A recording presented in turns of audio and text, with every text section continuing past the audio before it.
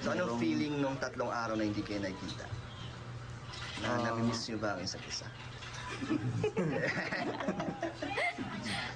Oo, yes or no? Yes. Oo, ikaw.